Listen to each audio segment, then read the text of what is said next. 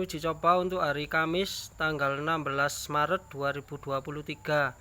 Ini punya Mas Sulaiman di Kalimantan Tengah. Ini untuk kedelainya. Ayo.